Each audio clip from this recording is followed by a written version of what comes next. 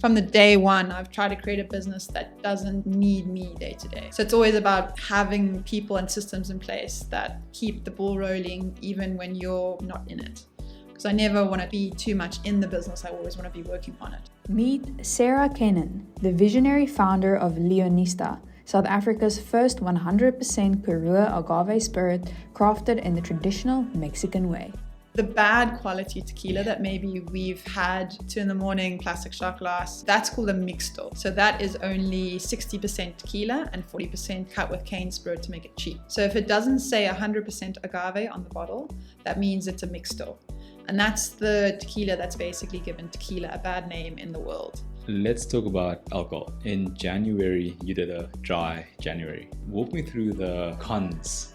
The cons were that life is to live. You got to have a little bit of fun, a little bit of wild in your life. If you treat alcohol well and you treat it as a tool, alcohol can enhance the fun and enhance connection, and it's a social lubricant. What's one piece of advice you have for entrepreneurs starting off a product-based business? Whatever product it is that you launch, you would do it for free. There's going to be many days where you're going to have to dig deeper than if it was just a job. And you're going to have to work harder than if it was just a job. And work on weekends, work late into the night or early morning, take out your savings to do this or do that. You really, really need to be 110% in, fully in. And you are going to be one of the biggest sellers of your product. So you really need to buy into it. And on the business side of things, what's something that you wish you knew when you first started? Sure.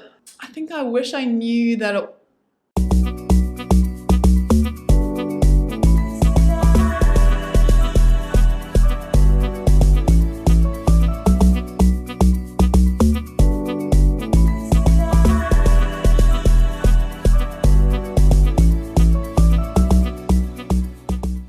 Growing up in Zim and your early childhood background, what was that like, and who was Sarah as a young kid?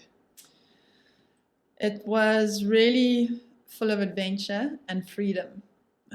Zimbabwe is a wonderful, wonderful country to grow up feeling free and a little bit wild, because you can kind of do whatever you want. I had a lot of friends who had farms, so we'd often be going out to their farms and having picnics by a pond or going on bike rides around their farm, and it felt pretty wild. And there could be a lion around every corner, but there obviously wasn't. But yeah, there was an element of wildness to it, which I really loved. And everyone loves to celebrate and everyone loves to have a good time, which is wonderful. And yeah, I guess it gave me, I think, a zest for life and a zest for adventure. Basically, people like to party. That's what I'm hearing. As you get older, then yeah, your zest for partying becomes very strong. And you going to those parties with a bottle of tequila, I read that you were the person that would bring the bottle.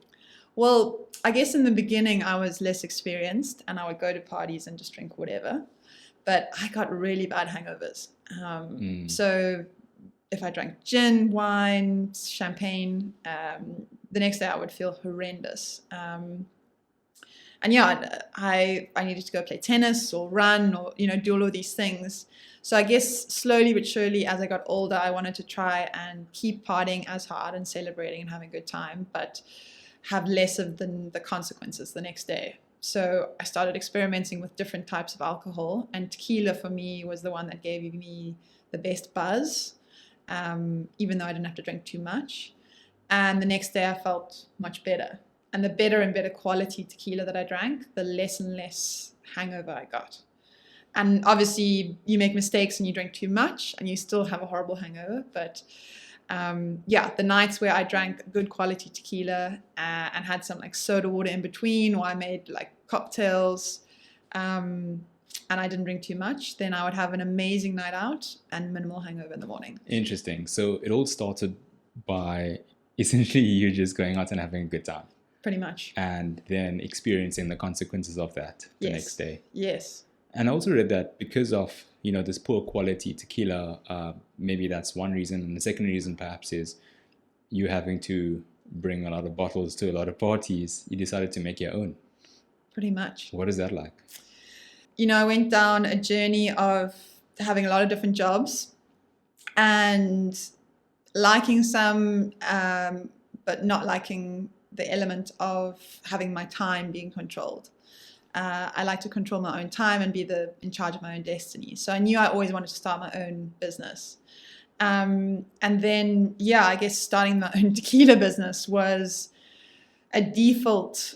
It happened by default of just going on different adventures and trying out different things. And yes, being the tequila queen. But then going to Mexico and traveling solo for the first time in my life and being very inspired by what I saw there in Mexico, going to Tequila Town, discovering tequila and all the quality tequilas there, going to Oaxaca, which is in South Mexico, and seeing all the mezcal grown there and made there and tasting it and having such an amazing experience.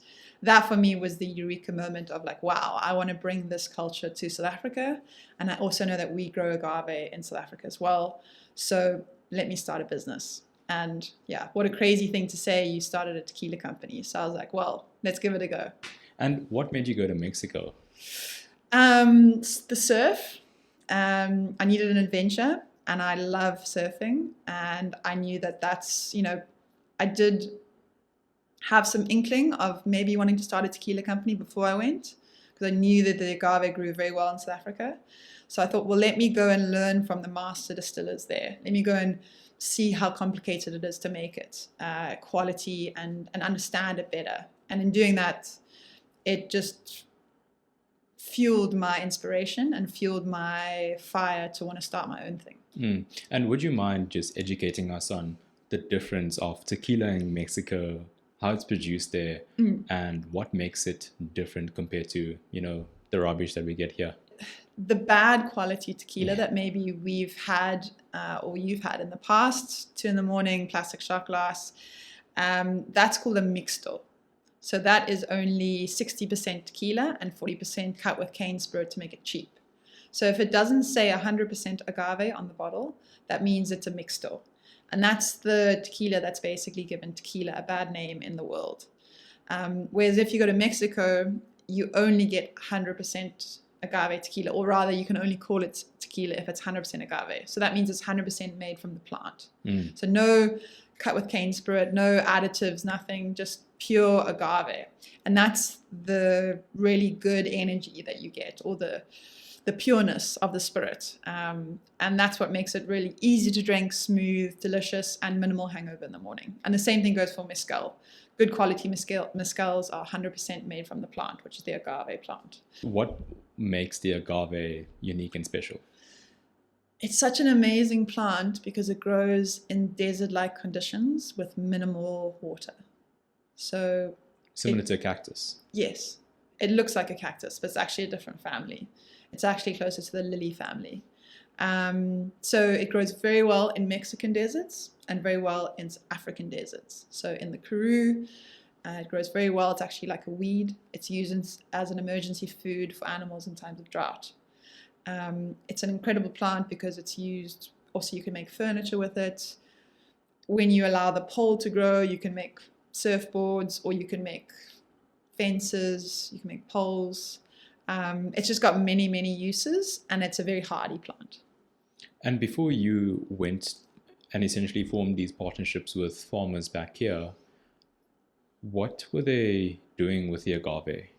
It's an emergency food for animals in times of drought. So they planted it in the hope, or rather in the investment, that if all went to hell and they had the worst droughts ever and they had no more money to buy lucerne, then agave was their backup food stock for the animals. So then they would go out, harvest the agave, feed that to the animals, and then at least the animals wouldn't starve. So it's kind of like a backup bank is what they call it. How long does it take to grow? 12 years. Yeah. I mean, you can feed it to the animals at any time. But for tequila or mezcal specifically, you want to harvest it when the piña, which is the inside pineapple. So you take off all the leaves and you're left with a big pineapple looking thing. You want to harvest at the 12 to 15 year mark. That's when that piña is at its biggest, and you get the best bang for buck, essentially. Interesting. So how does that affect your production? Well, luckily there's a lot of agave There's fields of it here in South Africa, and we are just harvesting whatever has already been planted. There is a replanting program that's in place, so for every plant harvested, 10 are replanted. But so luckily there's a massive stock of ready to go agave. So that doesn't affect us too much. But the aging of the agave, so to take it from just a blanco to reposado, that takes a minimum of 6 to 8 months. So that's tricky in terms of production. I see. Yeah. And going a bit into the story of Leonista, so Yes. I read that you also were inspired by the Patagonia founder. Yes. Why? I guess, in the journey of being in business and then starting my own business, I thought, why do I want to start my own business, and what does that business look like? Because I could do anything. And in reading Let My People Go Surfing, Yvonne Chenard, it was just such a nice way of looking at business where you can grow a successful business that has a positive impact on the planet at the same time as having beautiful products and treating your employees with a lot of respect and freedom. Because a lot of the jobs that I had, the freedom was minimal, and that's why I wanted to leave. So I didn't want to start a company then have employees that had minimal freedom, because that's against my ethos or against what I wanted for myself. So I wanted to build a business that gave its employees as much freedom as possible. Yes, they have to get their jobs done, and they have to, we have to make these beautiful products, but I guess there's just a different way of doing it. And that's what I really respected about what Yvonne has done with Patagonia, and the way that he looks at business. He looks at it as added like an experiment of making money to help save the planet, which I think is wonderful. And I hope that Leonista can grow and be a beautiful product, but can also help save and protect wilderness, to wild places, which is what I really love. Yeah. So what I'm hearing from that is the requirement for applying for a job is you have to be able to surf. You don't have to. But I guess it's just about being self-dependent, and I trust you to get whatever it is that you need to get done. And I'm not going to say be here at 9 and leave at 5. You do you, and get the job done. We make the work happen. But yeah, I guess I want to try and give you as much freedom as an employee as possible. Yeah. I think that's a really healthy type of leadership, because it's also leading by example. Like that's the type of life you want to have, and therefore you would expect the same from your employees or team members. Yeah. For me, the best work I've ever done has been where I've had freedom within structure. So if there's, there's set goals in place that are clear, and then maybe there's deadlines or whatever, but then there's freedom within that to work 20 hours a day for 3 days and then nothing for a week. That for me is maybe where I've done my best work, where I've had freedom to play and work how I want to work. That's interesting. I think there's also that you're taking away the have to, and it's essentially the get to. Yes. It's that different type of mentality. I think a lot of people view things as a have to as opposed to a get to. Yeah. I really just want to have people feel empowered and in control of their own lives. And I think when people feel that way, they are more motivated and they do better work. Almost a bottom-up approach. I guess so. Yeah. What's the story of the name? So a lion or a lioness is my spirit animal, or one of them. I guess it's like strong like a lion, humble like a duiker. That's kind of a motto that I've been following for a while, or trying to. But yeah, a lioness I think is just such a beautiful African animal, and it represents Africa.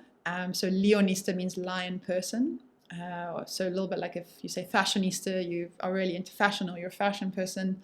Leonista is lion person. Yeah.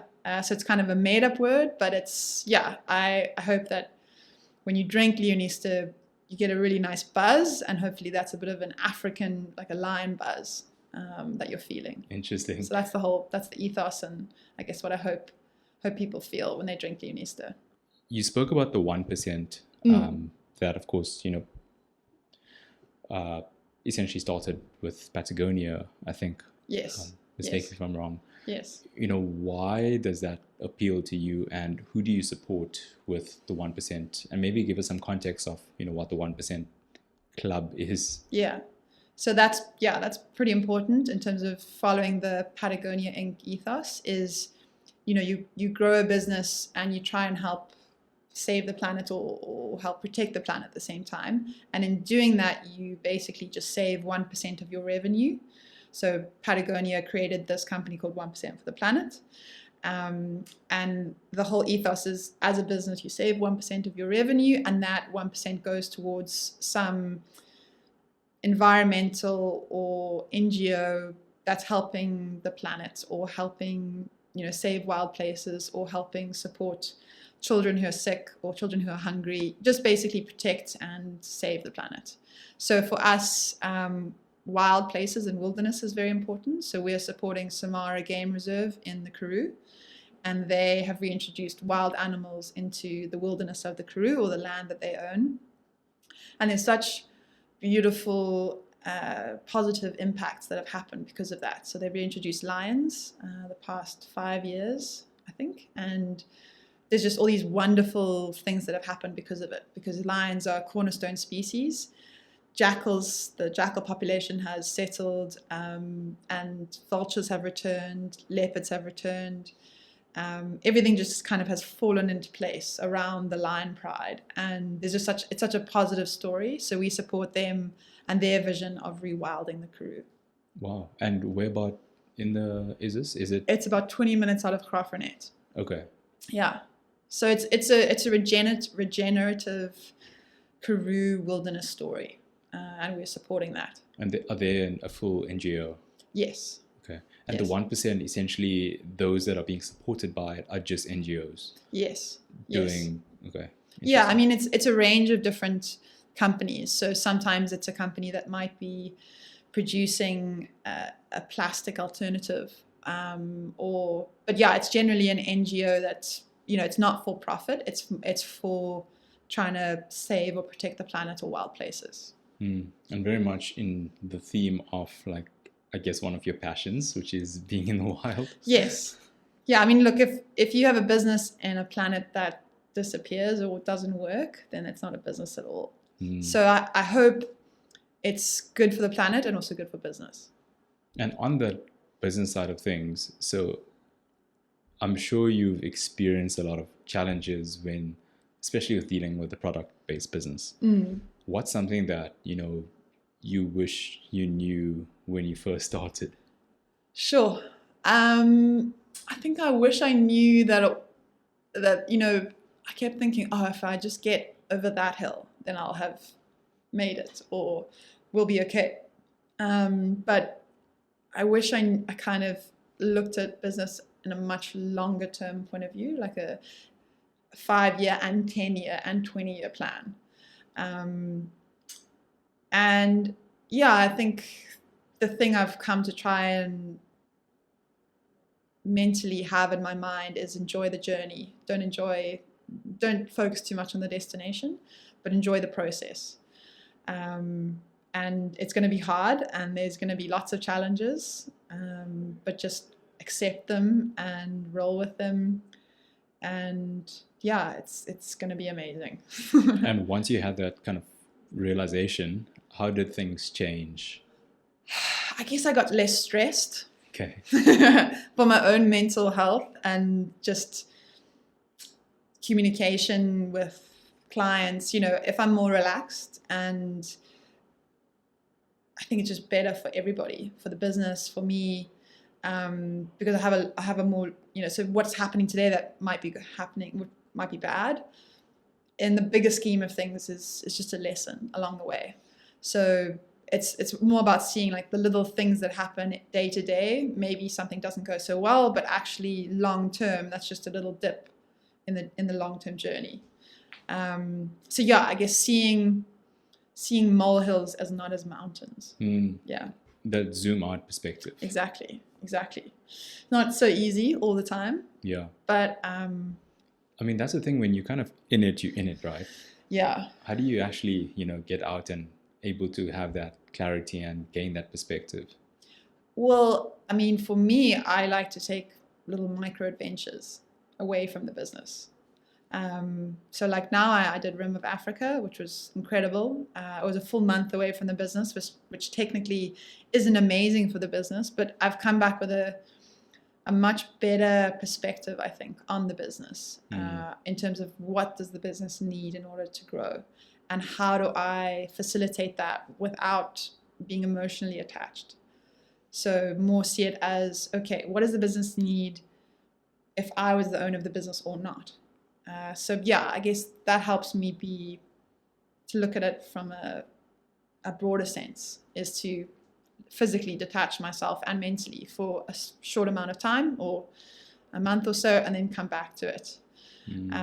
That really helps me, even if it's just a weekend or a day, just taking yourself away from it and then coming back. Yeah. Micro adventures. I Exactly. Like that. if you can make it happen. Obviously, yeah, you got to keep the business alive. And I've from the day one, I've tried to create a business that doesn't need me day to day. So always, I don't know if you've read 4 Hour Work Week. Yeah, Tim Ferriss, that's it. So it's always about having people and systems in place that keep the ball rolling even when you're not in it. Because I never want to be too much in the business. I always want to be working on it. Yeah, and that's an owner mentality. Yeah, it's not so easy there. You find yourself in the business so many times, and you have to have to exit again. Do you struggle with a sense of control? Definitely. Yeah, I think the less I try to control things, I think the better. Yeah, because I guess the perfect case scenario is you just let whatever has to happen, and the people who are working in the business, hopefully you've hired the right people and you let them do what they need to do. So micromanagement and micro control ideally are not what you want to be doing. And I think it also comes with practice. Yes. And trial and error. Yeah. You're probably not going to get it right the first time once you delegate and once you outsource. And it's really about hiring the right people. That's a big one for me. Players.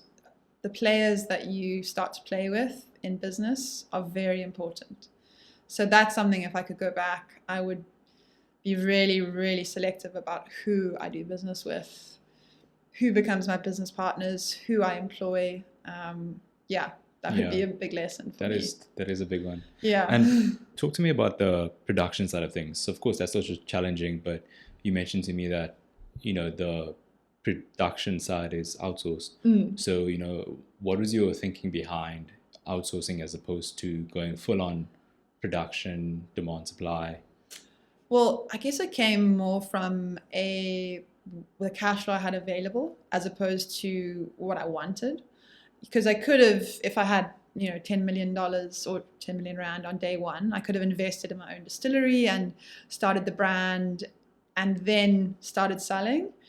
But I guess I did the other way around, which actually for me is for the better, because now we've created, I worked with a distillery that was already rolling and they were making gin, whiskey, so when they're not making tequila, they're making many other products. So if tequila production isn't happening, they're still rocking and rolling and they still have a functional business, which is great because it takes the pressure off the production.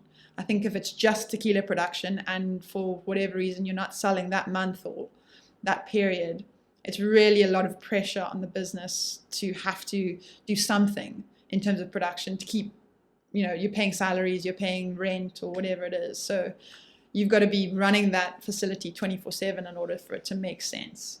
So for us, it was more about building the brand and making the product as delicious and amazing as possible first, and then working back to creating our own facility.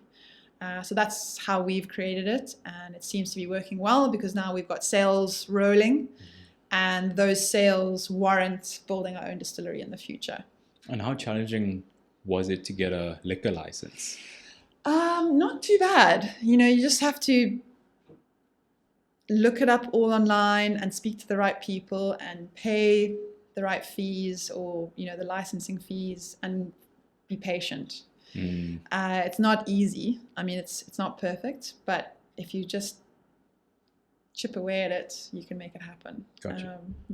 I think production facility has a lot more legal constraints than the brand and the distributor, because the producer definitely has to make sure that what they're producing is drinkable and they're not poisoning anybody, which they do, which is amazing. And I really respect all producers. They have a really tough job and they do an amazing job.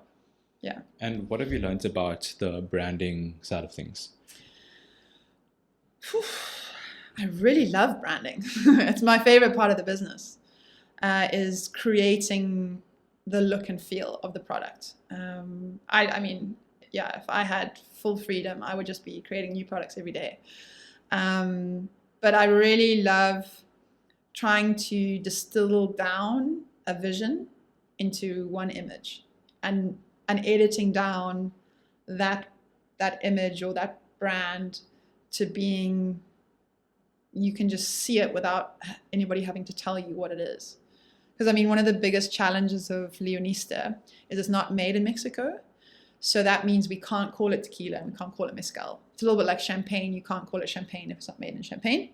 So it's 100% agave spirit. But we needed to convey to the consumer that this is a tequila or an agave spirit, similar to those made from Mexico, made with the same love, just through the branding, just through the look of it.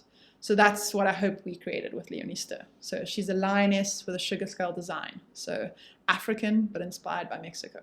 Interesting. So even in the story on the bottle, you can't call it tequila.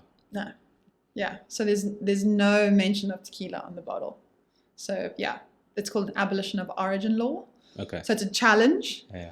But it's it kind of pushed us into a space of creating what the product looks like now, which I think is amazing. So that word that you used earlier, the mixes. Mixto. The mixto. Yes. So some of those bottles, aren't they called tequila?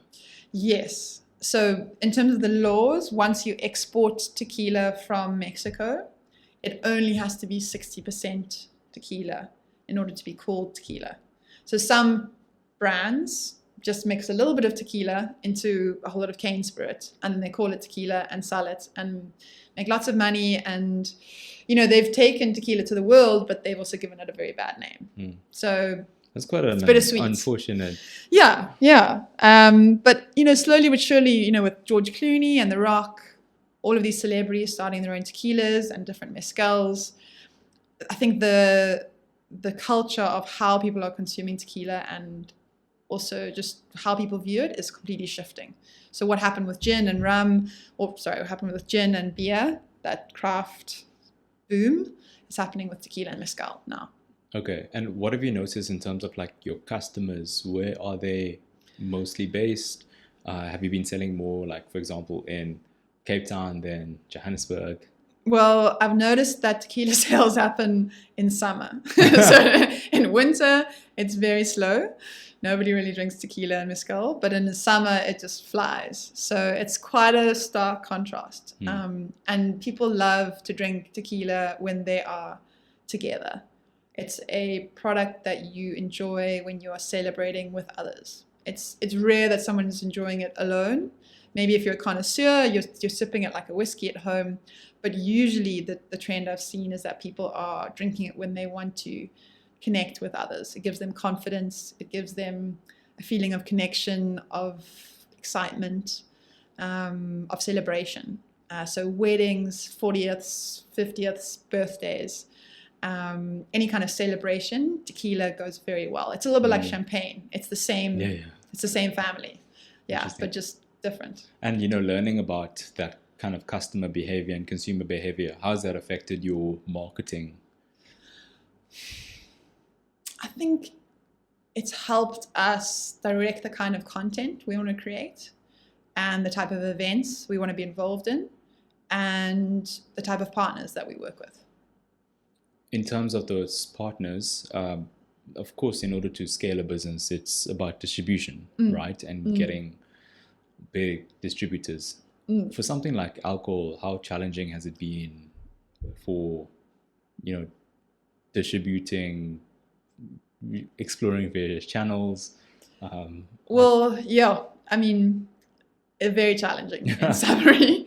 It's a lot of learning. So I didn't come from the liquor industry, so I was very new to the whole industry. And so meeting and exploring different distributors and working with them was a massive learning curve. I thought in the beginning, we thought we could just do it all by ourselves and go direct to consumer. But there's a lot of costs that come into play with that. So now we're working with an amazing national distribution team called Craft Liquor Merchants. And the best thing about their team is the sales team, because you build a brand, especially a tequila brand, in the on-consumption, which means like restaurants and bars.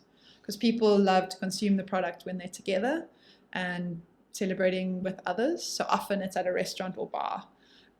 So it's very, very important that we are strong in certain restaurants and bars, and then people have a positive experience, and then they go and buy the product at the bottle store. So that's the kind of strategy we've been trying to implement. So the salespeople who are on the ground working with those on-consumption venues, making sure they're well looked after and making sure the product is served well and made into beautiful cocktails is very, very important. So that's probably the most important thing that we've tried to execute over the last couple of years. And I think we're getting there.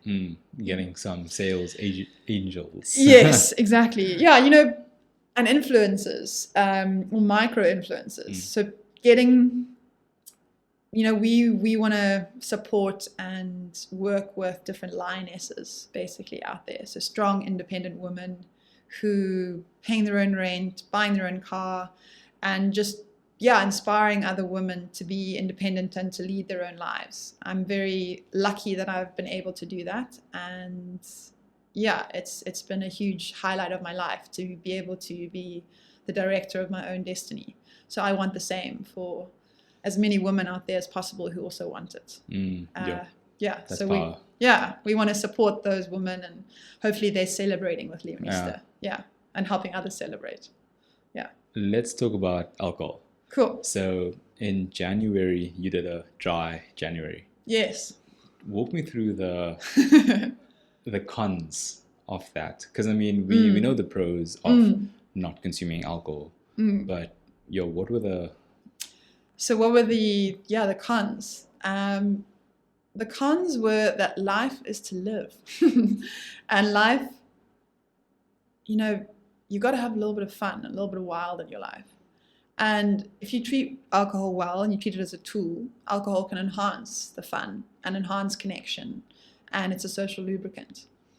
And it really gets people excited and makes them kind of happy. So as long as it's not used as your vehicle to happiness, but rather enhances already a feeling of happiness, and treat it with respect, then it's a wonderful substance. But disrespected, and it's not a wonderful substance. So it's a tightrope. But I just found that my life had more zest and more fun when I was drinking a little bit. Compared to when you weren't. Yes. Yeah. When I wasn't, my life was more strict, I guess, or rather more focused. But there was less moments of spark or inspiration or just spontaneity. I think that's also the fine line, because you used the word very intentionally, which was enhance. And I love that word. Enhance the experience as opposed to lift you off. Yes. And I think a lot of people use it as the lift. Correct. Yeah. And that, of course, is worrying. It's not a long-term solution. Because a lot of people, I think, okay, I'm not feeling amazing, let me have a drink and it'll make me feel better. 100%. And then it's a short-term solution, but long-term you need to make sure that you're feeling happy without the alcohol, and then the alcohol should just add some extra flavor. And you mentioned a lot of pros in the article that you wrote. And when I read that, and I also resonated with a lot of what you were saying. Do you still think that the cons outweighed the pros? And I think, let me ask a better question. Yes. Looking at a 20 to 30 year timeline, do you still think that the cons outweigh the pros? I think what the break gave me was insights into what happens when I don't drink. And so now I guess when I drink, at least I consciously understand what happens or why things might happen. Like maybe I wake up in the morning and I don't feel as sharp. Yeah. But that's okay because I had an amazing night out and I connected with friends. But if I do the next day need to wake up in the morning and be sharp, at least I know, okay, cool, tonight I'm not going to drink, or I'm going to have one drink. So I think for me, it's about just playing with drinking and not drinking, maybe taking a break every now and again. So to make sure that you're in control and you're consciously making the decision to have a drink instead of unconsciously doing it just out of habit and not understanding the consequences. Yeah, that's a good point. Does that answer your question? Yeah, 100%. Okay, cool. I think where I'm coming from is over a short time period, if I'm looking at a couple year period, I'm most probably gonna continue drinking. But if I look at a 5 to 10 to 15 year time period, I'm probably not gonna want to drink because the pros outweigh the cons on that timeline. So do you think in the future you might quit completely? Yes, 100%. Okay. But the point I'm making is that in a short time period, we think that, especially for me, I think that, 1 or 2 drinks here is okay. Yeah. It's a Friday. We live in the Western Cape. There's lots of wine farms, and I appreciate a good whiskey and a good craft beer, and of course a good wine. So that being said, there's a culture around alcohol, around where we live and how we grew up. So being immersed in that culture, your activities tend to be centered around drinking and alcohol. But over the past couple of months, I realized that because of perhaps business being on another level, and you're pushing 200%, and then you're having a beer on a Friday, just one beer. On a Saturday, I'm completely done after one beer. Of course, it's not the beer, it's the work week, but alcohol just pushes you over the edge, not sleeping properly on the Friday night. Not enough sleep, which means that you're not recovering properly. Then of course there's the hydration aspect. There's all these the energy of it. So with the point I'm making is over a long time period, I don't think that it's healthy for me to continue to drink. That's what I'm getting at. Okay. Yeah. I mean, I don't disagree. I guess I just hope that you can choose to drink in moments where you choose, and where it's cool, it's Saturday, or it's my one weekend a month where I'm right, let's go out and celebrate with friends and really just relax, I guess. Hopefully you can relax without alcohol, but it really enhances it. 100%. I think that's another point is the enhancer and not the necessity. Exactly. You can still have fun. You can still... I'm not Yes. I'm not pro not drinking. But I just see that I'm leaning more towards not drinking over a long time period. I guess that's where I'm coming from. Okay, yeah. Fair enough. Yeah, and I think that has its challenges, but once you like you said, there should be the flexibility to, if you want to, if it's a really nice cognac, have a taste. People make some beautiful products, so it's beautiful to taste them and to really enjoy the flavors. But I did notice in my month of not drinking how difficult it was to stick to not drinking in social environments. If you go for a birthday party or if you go for dinner and you don't order that first drink, or it's not, you don't have anything to cheers, or I don't know, the cheersing feels wrong because you're cheersing with water or soda water.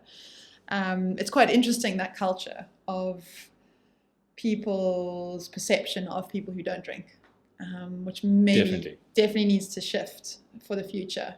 I think that there's I saw this interesting video of someone trying to stop drinking, and she was basically explaining like the things that you go through, and the first thing that you need to get over is peer pressure. Yeah. In the first the big one. like that is the first thing you have to get over. And I found that to be quite fascinating. Yeah, and just the FOMO, I think, is a big one for me. I'm a massive fear of missing out. But I noticed if I just resisted the first 2 or 3 drinks, and I had kombucha or orange juice or soda water or whatever it is, then eventually almost you started to almost feel drunk, even though you weren't drinking, because you're just hanging around with people who feed off the energy. Yeah, you just feed off the energy, which was quite interesting. So if I was at a wedding or something, I'd still be dancing, as much as everyone else, but I'd be, not having drunk anything. It's an interesting game to play. And I did notice how few non-alcoholic alternatives there were. So that's definitely potential for new product development in the future as well. Within Leonista? For sure. Maybe non-alcoholic tequila. There's Lewis Hamilton's launched a non-alcoholic tequila, which is pretty interesting. Have you tasted it? I haven't tasted it, but apparently it's amazing. So I'd be very interested to taste it, and I'd be very interested to experiment with making our own. And also just, I guess, non-alcoholic mixes. So in a can where it maybe tastes like there's tequila in it, but there isn't, So it's a non-alcoholic tequila, or maybe I'm just spitballing ideas here. But definitely something to think about for the future. Yeah, I'll definitely be one of your first customers. Cool. Awesome. Sarah, the last part of the podcast is called the Fast Fire. So just where I'll ask you some quick questions, and if you could answer in a word or a short sentence, that would be amazing. Cool. What's one piece of advice you have for entrepreneurs starting off a product-based business? Make sure whatever product it is that you launch, you would do it for free. So whatever business you start, whatever product you launch, you love it so much that you would do it for free, because there's going to be many days where you're going to have to dig deeper than if it was just a job, and you're going to have to work harder than if it was just a job, and work on weekends, work late into the night or early morning, take out your savings to do this or do that. You really, really need to be 110% in, fully in, and you can't do that if it's not something that you're very passionate about. And you are going to be one of the biggest sellers of your product. So you really need to buy into it. So really believe in what you do and believe in your product. Yeah, I think that's really good advice. The first part of doing it for free. Yeah. What's your big, hairy, audacious goal for Leonista? So I really want to launch in the States. And I really want it to be a product that's selling very well, and I want to be giving at least 100,000 Rand a year to wilderness conservation. Yeah, so selling enough product that we're giving 100,000 Rand a year to wilderness conservation. Because I think if my business and this product can be a gift, a beautiful African gift that's shared around the world, as well as a product that helps conserve and make Africa more beautiful, then I can look back on my life with a smile. Amazing. Beyond Leonista, what's some of the other goals for your life? I'm really passionate about surfing. So I guess I want to dive deeper into the surfing world and becoming a better surfer, but also the creative world, and going and doing Rim of Africa and hiking for a month and having that mental space, digital detox. I really got into writing poetry and writing and drawing, and the creative side of my brain I feel like has not had enough attention in my life. So I really want to lean into that and just see what pops up. So creativity can be just creating more brands, but I really love being creative, so I really want to do more of that. Interesting. Follow-up question. How do you stimulate your creativity? That's a good question. So for now, I stimulate it by writing and drawing and singing, or rather listening to music and dancing, I guess. Yeah, I think that's, and surfing. You know, surfing is basically your own creative way of dancing on a wave or on water. Wow. So It's a good metaphor. Yeah, I don't know. I mean, creativity is, I mean, the world is a big platform, a big white platform to play on. I want to lean more into what creativity is for me, because I only know drawing and writing for now and dancing, but there's sculpture, there's calligraphy, there's all sorts. So I just want to lean deeper into it and see what my brain wants to do for free, other than surfing. That's also a good point, because I feel like also designing the logo of your brand is creativity. Exactly. Right? Yeah. It's so broad. Exactly. Yeah. In this season of your life, what drives you? Making sure Leonista can leave home. The teenager analogy, I feel like it's a teenager that needs to leave home and be independent. So making sure that Leonista is independent of me and growing and successful out in the world. Creating more creativity in my life. And freedom. Creating freedom for myself to do what I want to do. Yeah. I think that's what I learned from today, is you're someone that really